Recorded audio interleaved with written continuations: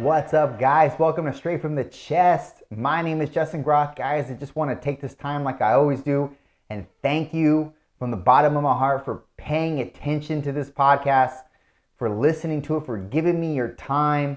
I'm just truly grateful. Thank you, guys. It means a lot to me. Guys, there are so many times that I just want to get on this podcast. I just want to rant. I can't tell you how many times I want to do that. And, but I will tell you this, that's not serving. If I were to just rant, you wouldn't really take anything from that. And so the whole impetus behind these podcasts and really behind, I hope, anything you do in life is to try to extract value from what you're saying and deliver it to somebody else that could use it in a way that would navigate their life easier, more structurally better than they had without it. And that's something that we all need to take into our daily lives and account for, because the whole reason why I even talk on here is because I feel as though, well, listen, first and foremost, I just speak with veracity. I just speak with the veracity that's central to me. And that's the only thing that I can really do. And it's based on experiences in my own life that I've been able to, that I reflect on and I dissect, and I feel, look, that was probably not the best way to handle that. I could do this, I could do that. And it's just an evolutionary process that we are all a part of in this daily life. And I really feel as though sometimes, though, that process can become convoluted. And I feel it becomes convoluted when you pay attention to too many people and you don't pay enough attention to yourself.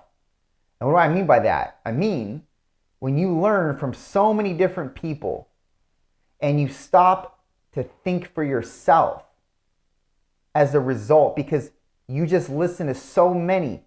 Let me give you an example. So many people read so many self-help books. So this is a self-help podcast, personal development podcast, okay?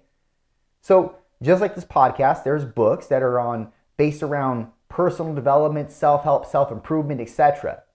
And there are people out there that read so many of these self-help books and so many self-improvement books, or listen to so many different self-improvement authors speak, give lectures, etc. And I've been of that camp too. And what happens is you don't understand this as it's happening, but your brain starts to record what these people are saying, and not only what they're saying, but how they're saying it, and how they're using how they're using it based on the context in which they're saying, or what they're saying, the content of what they're saying, as well as their tone, their expressions, the vocabulary. You're picking up on all these elements, and your brain is recording these things and filing. It's recording and filing, recording and filing. And then, when this happens, when you end up, let's say, having a conversation with somebody in real life, and the person that you're speaking with starts to, resurrect something that you feel is in coordinates with what you've heard from this said author, lecturer, etc., your brain goes in a file, picks it up, opens up that file, and you dispense with what's in that file. What is wrong with that? It's not organically, authentically you, at least not 80% of it. And that's a problem. So what happens in that regard? What do? It's simple. You have to stop listening to that person. You have to stop reading. Now look, I'm not going to sit here and tell you that I'm an advocate for not learning or not becoming educated, because yes, I'm an advocate of that. But I think that there's a pathway that leads to too much, and you start to become addicted to learning more and learning more. And what happens is you're learning, which is admirable. And because the new knowledge is enticing and attractive, and it's going to beget a further, more structured and evolved person or version of yourself, you might be in that same token, abdicating your own personal, authentic, native tongue. That means that what you're adopting from somebody else and what they're saying and how they're choosing to express themselves, because you admire it so much, you don't know this, but you're involuntarily, autonomously adopting what they're saying. And you're foregoing your own native tongue in the process. And really, what we are as humans is really these four constituents. What we're able to write, how we're able to speak, how we're able to think, and what we're able to do. That's it.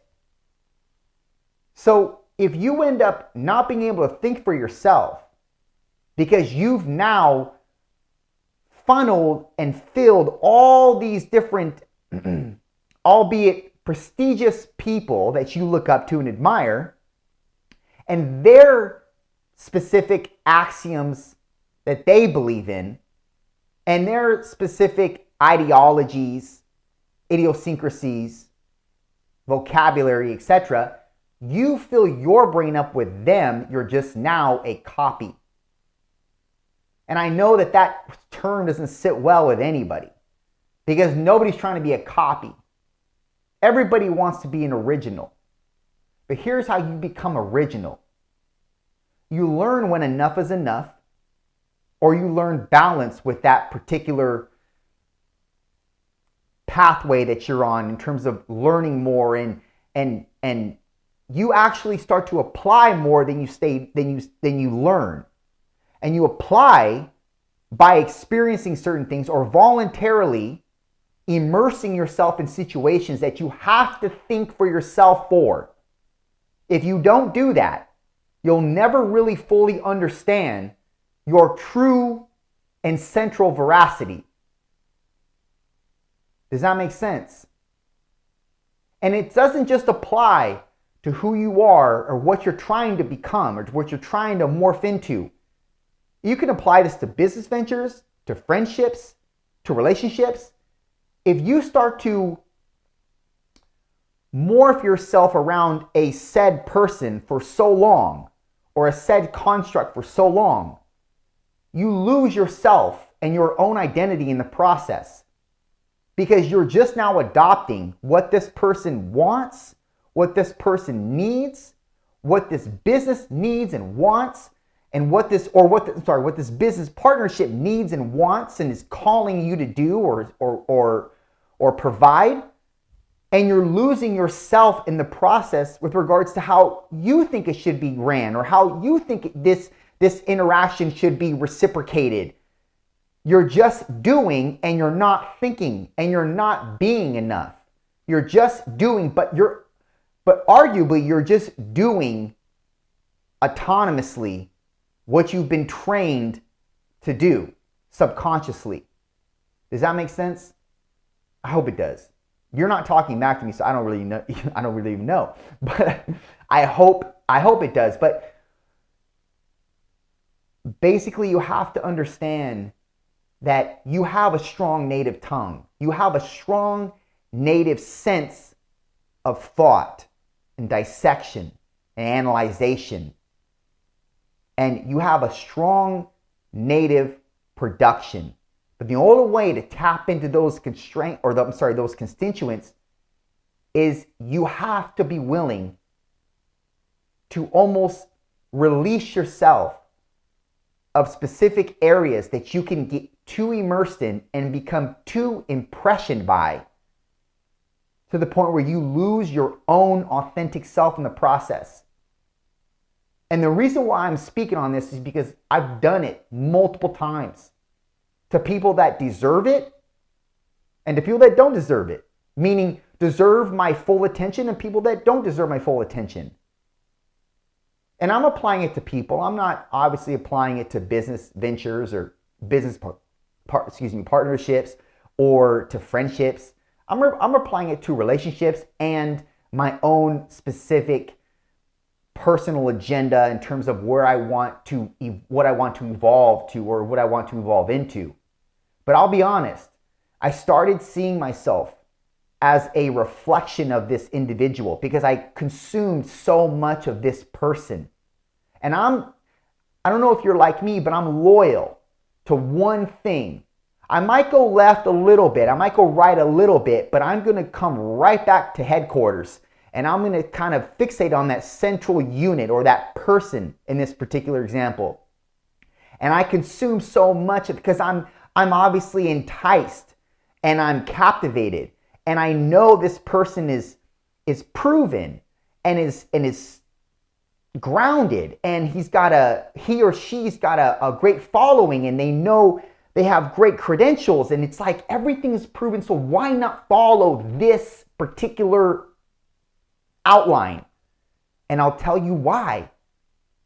It's what I just spoke on. You lose yourself in the process. You lose your ability to actually think for yourself and actually create your own signature in the process. And you may think that is futile, but let me tell you, everything is going to multiply or extrapolate from your signature. Everything. Because your signature is your identity. And everything and how you interact and what you produce off of that particular centralized signatured axiom is what's going to leave your mark on this planet. It's going to be the propagator to everything. It's going to be the impetus behind everything. But if you allow somebody's voice, and I'm not saying that education is not paramount, and I'm not saying that evolving is not a profitable measure to take. I'm saying learn when to say enough is enough. I have to start thinking for myself. I have to start applying for myself and find out how my brain chooses to dissect and solve particular problems and find solutions towards. Or I'm just going to be a minion. I'm just going to be another copy. And I know none of you live to be a copy. So think about this. Is it profitable to go down an avenue that is proven by somebody else? Or go into uncharted waters just a little bit and navigate by your own thoughts, by your own voice, by your own actions, and create your own signature that eventually, inevitably, will leave your own mark on this planet? Which one do you choose? Done.